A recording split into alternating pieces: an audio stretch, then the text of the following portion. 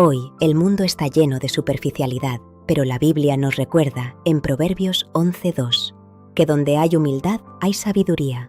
No permitas que el éxito te cambie. La persona arrogante se rodea de quienes aman lo que tiene, no lo que es, y prefiere al adulador sobre el amigo que dice la verdad.